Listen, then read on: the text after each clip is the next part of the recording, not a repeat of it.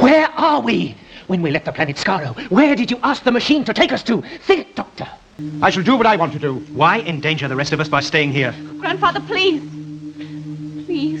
Ian, you're hurting him. Oh, no, I'm not. Come here, my boy. Where are we? Where do you live? We're your friends. Don't be afraid. This is England, isn't it? England? No, France. France? A mysterious old man, a junkyard in London, and a blue police box that's bigger on the inside. In 1963, these simple elements would spark one of television's greatest adventures. Not with spectacular special effects or a massive budget, but with an idea so captivating it would outlive its creators, outlast its original run, and outgrow even the wildest dreams of its creators. To understand just how improbable Doctor Who's success was, imagine trying to tell a story about an immortal alien time traveler with less money than it took to produce a typical evening news broadcast. The BBC had given producer Verity Lambert, their first female producer, a minuscule budget of £2,000 per episode. The studio was so small that actors would regularly crash into the scenery, and the special effects team worked with little more than aluminum foil and imagination. But what emerged from these humble beginnings was something unprecedented. This wasn't just another children's show about history and science. Doctor Who dared to ask bigger questions.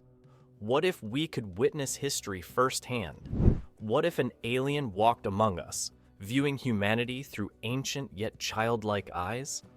What if our familiar world was just one small corner of an infinite universe of possibilities? The timing couldn't have been more perfect or more challenging. The space race was in full swing. Science fiction was largely confined to B-movies and pulp magazines, and television itself was still finding its footing as a storytelling medium. Yet here was a show that promised to take viewers anywhere in time and space, armed with nothing but creativity, conviction, and a temperamental old police box.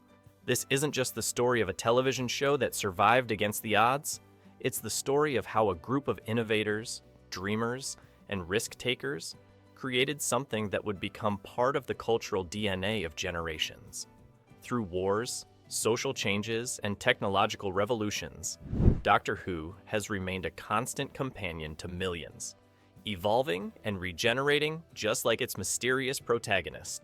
The story begins with a woman who refused to accept limitations, a cantankerous actor who became a legend, and a script about two teachers who stumble into an impossible adventure. But first, we need to understand just how different television was in 1963, and why Doctor Who's survival was nothing short of miraculous. In the dimly lit corridors of BBC's Lime Grove Studio D, television history wasn't just being made, it was being invented from scratch. Doctor Who's technical achievements weren't just impressive for their time, they represented a complete reimagining of what television could do with limited resources. At the heart of this revolution was the show's groundbreaking theme music. Composer Ron Grainer's simple score was transformed into something otherworldly by Delia Derbyshire at the BBC Radiophonic Workshop. Using oscillators, tape loops, and hand-spliced magnetic tape, Derbyshire created what would become one of television's most recognizable themes. Each note was individually created by manipulating electronic equipment, then meticulously assembled into the final composition, a process that took weeks but produced a sound that seemed to emerge from the depths of space itself. The visual effects were equally revolutionary. The title sequence, created by Bernard Lodge, used a technique called howl-around, pointing cameras at their own monitors to create abstract patterns of light. This simple but effective technique gave birth to the time vortex, creating an eerie visual signature that would become synonymous with time travel. The TARDIS itself represented another triumph of imagination over budget.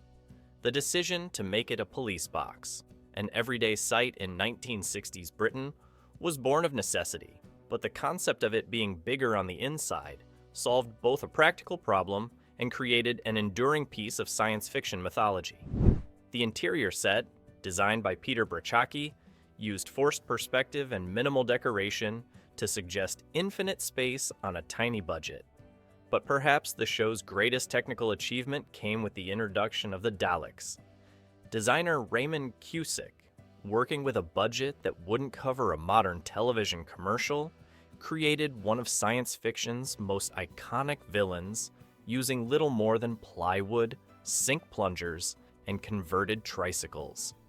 The Daleks' distinctive movement, a gliding motion that seemed to defy explanation, was achieved by simply having operators sit inside and roll the machines on hidden casters.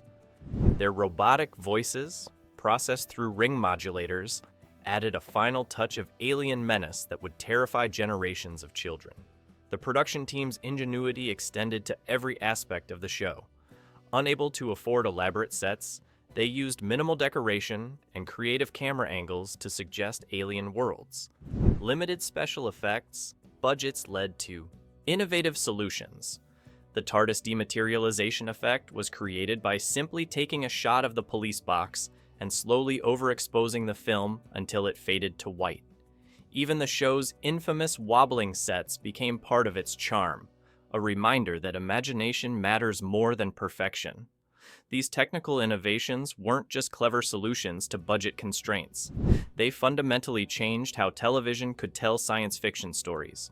Doctor Who proved that with enough creativity, even the most limited resources could create convincing journeys through time and space.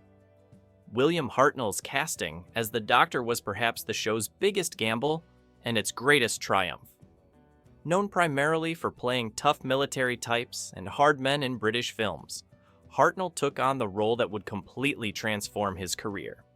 His Doctor was not a conventional hero.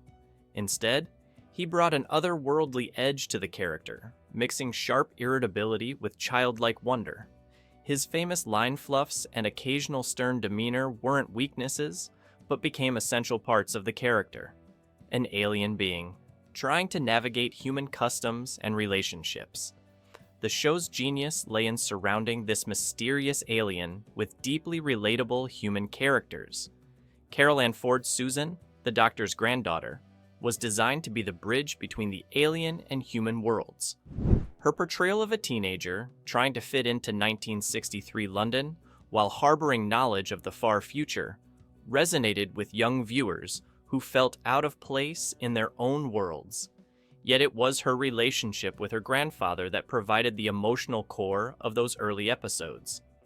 Then, there were the first adult companions, played by Jacqueline Hill and William Russell, as teachers Barbara Wright and Ian Chesterton. Their presence grounded the show in reality. They were the audience's representatives, asking the questions viewers would ask, expressing the doubts we would share. Hill's Barbara brought compassion and intelligence to her role, often serving as the moral compass that would help shape the Doctor's character from a distant observer to an active champion of justice. The most memorable scenes from this era showcase how these dynamics work together. The first TARDIS reveal, where Barbara and Ian follow Susan to a junkyard and discover the police box, remains a masterclass in building mystery and wonder. The camera follows their point of view as they enter, their disbelief matching our own as they discover the impossible interior.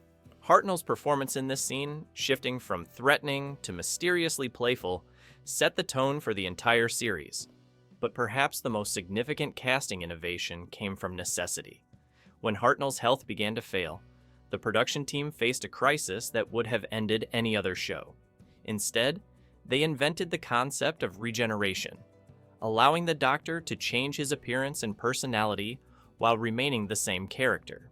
This brilliant solution to a practical problem became one of the show's most defining features, enabling it to continually reinvent itself while maintaining its core identity.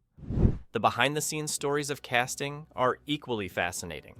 Hartnell was initially reluctant to join what he saw as a children's show, but was convinced by producer Verity Lambert's vision. Carol Ann Ford left partly because she felt Susan's character wasn't developing enough, leading to one of the show's most emotionally charged departures. These personal decisions and challenges shaped not just individual episodes, but the very nature of how the show would evolve.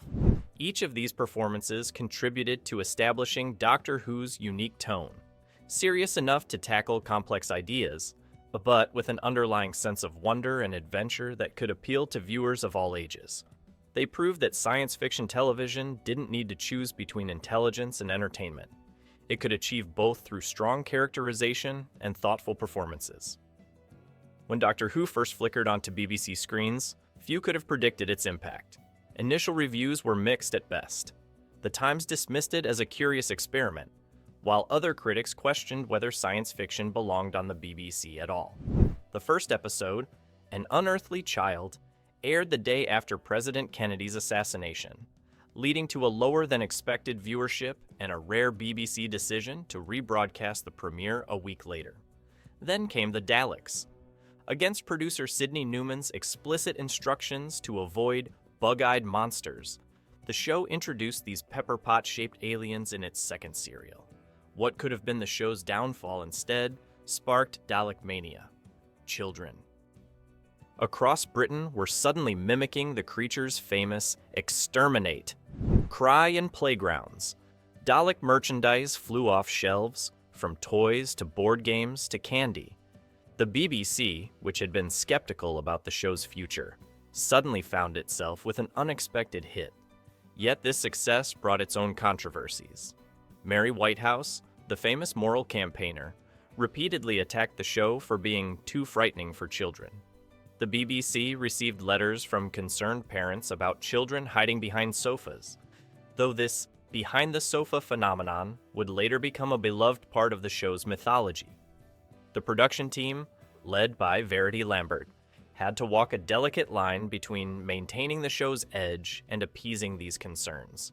Perhaps the most fascinating aspect of Doctor Who's evolution was its relationship with lost episodes.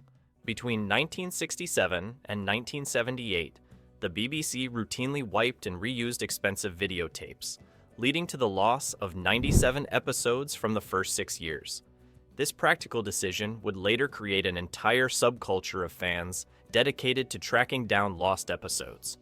Every few years, episodes surface in unexpected places: Nigerian television stations, church basements, private collections, each discovery celebrated like the finding of a lost treasure. Behind the scenes, the show was constantly reinventing itself. The transition from William Hartnell to Patrick Troughton wasn't just a casting change. It was a complete reimagining of what the main character could be. Each subsequent change of lead actor brought new interpretations, from John Pertwee's action hero to Tom Baker's Bohemian Wanderer. Yet somehow, the core concept remained strong enough to support these radical reinventions. The show's format proved remarkably adaptable. Historical adventures could sit comfortably alongside far-future space opera. One week might feature a serious examination of the ethics of intervention in history. The next could offer a rollicking adventure with alien monsters. This flexibility allowed the show to respond to changing audience tastes while maintaining its essential character. A particularly interesting hidden detail was the show's impact on British popular music. The BBC Radiophonic Workshop's innovative electronic techniques for Doctor Who influenced musicians from Pink Floyd to Paul McCartney. The show's sound effects and theme music helped legitimize electronic music in British popular culture. By the time the original series ended in 1989, Doctor Who had transformed from an educational program for children into a multi-generational cultural touchstone. The show's evolution reflected changing British society, from the optimism of the 1960s through the darker, more complex themes of the 1970s and 1980s. In 2025, as we look back at that first black and white episode from 1963, Doctor Who's influence on television and popular culture becomes strikingly clear. The show didn't just survive. It created a template for how science fiction television could evolve and adapt across generations. Consider its most obvious heirs in British television. Blake's Seven borrowed its low-budget creativity and political undertones, while Red Dwarf took the character-driven space adventure format and added sitcom elements. But Doctor Who's DNA can be found in less obvious places too. The X-Files Monster of the Week format, alongside larger story arcs, mirrors Doctor Who's approach to storytelling. Even modern hits like Stranger Things echo its blend of science fiction with human drama and young characters confronting the unknown. The show's influence extends far beyond television. Its approach to time travel narratives, focusing on the moral implications and personal impact rather than the mechanics, has influenced countless stories across all media. The concept of regeneration has become a masterclass in how to refresh a long-running series while maintaining continuity. Even the TARDIS's bigger on the inside concept has become a standard science fiction trope, referenced everywhere from Harry Potter to modern video games. In today's era of streaming services and high-budget productions, Doctor Who's greatest legacy might be its demonstration that imagination trumps budget. When modern shows like The Mandalorian push the boundaries of virtual production technology, they're following the same principle that guided those first Doctor Who episodes. Find creative solutions to tell impossible stories. The show's cultural impact remains uniquely relevant today. Its long-standing theme of celebrating difference and standing up against authoritarianism resonates with modern audiences. The Doctor's method of solving problems through intelligence and compassion, rather than violence, offers a different kind of hero for our times. Even the show's original educational mission, making history and science accessible and exciting, feels particularly pertinent in our age of misinformation. What truly sets Doctor Who apart is its optimism. In an era when much of science fiction has turned dystopian, Doctor Who maintains its core belief in humanity's potential for good. The Doctor's love for Earth and its inhabitants, despite all their flaws, offers a refreshingly hopeful perspective on our future. Perhaps most importantly, Doctor Who proves that stories can grow and change while keeping their soul intact. From William Hartnell to the present day, through countless producers, writers, and cultural shifts, the essential message remains the same. The universe is vast and often dangerous, but with courage, intelligence, and compassion, we can face any challenge. As we continue to explore our own increasingly complex world, we need the Doctor's example more than ever, reminding us that in any time or place, we can always choose to make things better. In that sense, the show isn't just surviving, it's more relevant than ever.